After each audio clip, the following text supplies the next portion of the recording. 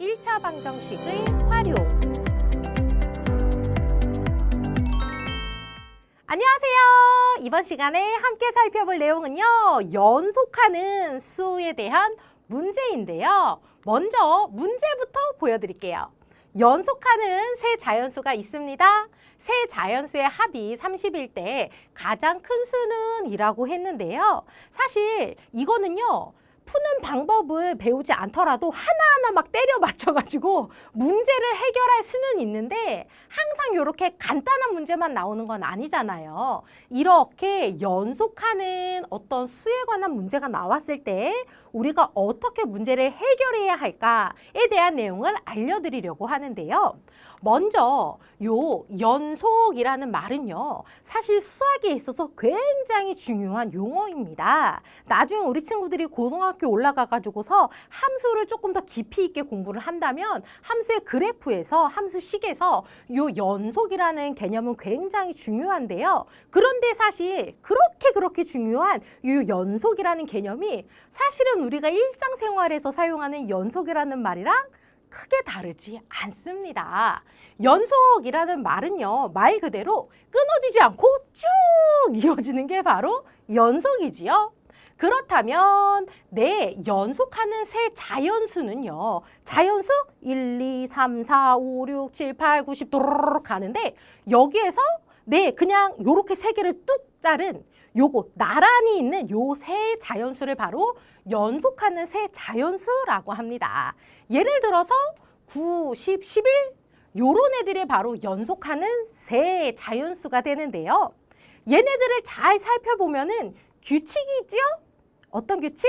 그렇지. 1. 그래요. 1씩 커진다 하는 이러한 규칙이 있습니다. 그래서 요거 중요한 내용입니다. 연속하는 세 자연수라고 하면은 세 개의 수가 있는데 요 세 개의 수가 뭐? 차이가 1씩 나는 거니까 요렇게 생각을 하면 돼요. 그렇지. x 더하기 1, x 더하기 2 요렇게 두면 뭐다? 연속하는 세 자연수가 되겠습니다.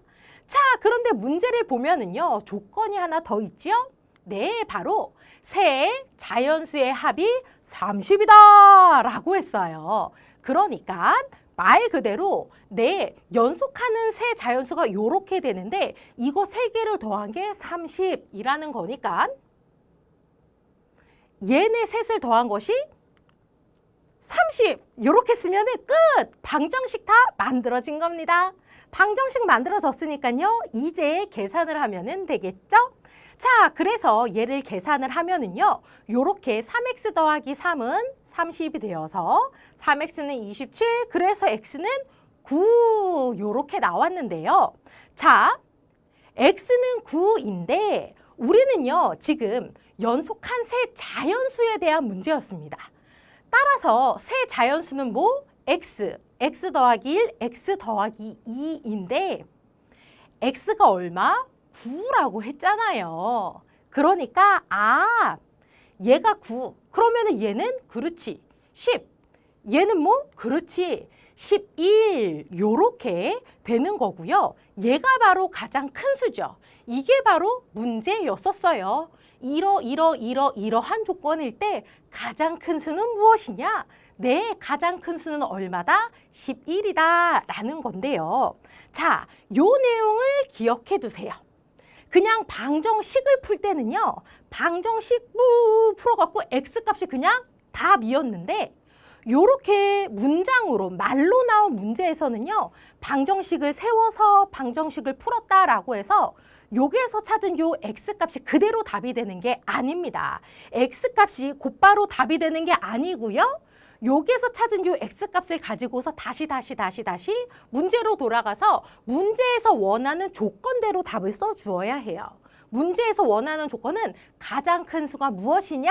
라고 물었으니까 세 수를 찾아서 가장 큰 수 11. 그래서 답은 11. 요렇게 문제에서 원하는 조건대로 답을 다시 찾아주어야 합니다. 같은 문제를요, 다른 방법으로도 풀 수가 있는데요. 연속하는 세 자연수의 가운데 수를요, x로 생각해서 문제를 풀 수도 있습니다. 요 세 자연수 중에 요 가운데 수를요, x로 생각을 하는 거예요. 자, 여기에는 요 x가 뭐? 가운데 수라는 건데요. 지금 요 세 수는요, 뭐였냐면은 연속하는 세 자연수였었거든요. 따라서 얘네들은 차이가 얼마씩 난다? 1씩 난다라는 거지요. 따라서 얘보다 하나 작은 수는, 얘 바로 앞에 있는 수는요, 얘보다 1이 작은 x 빼기 1이 될 테고요.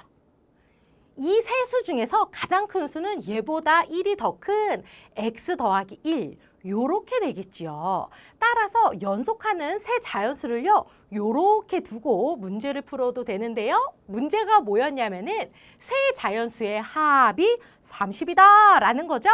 따라서 이거 얘네 셋을 더한 것이 네, 바로 30이다. 요렇게 방정식을 만들어 놓고 풀면 된다라는 겁니다. 자, 그러면 어떻게 되냐면 x가 3개고요. 마이너스 1 플러스 1 사라져서 3x는 30 요렇게 되고요. 얘를 풀면은 얼마?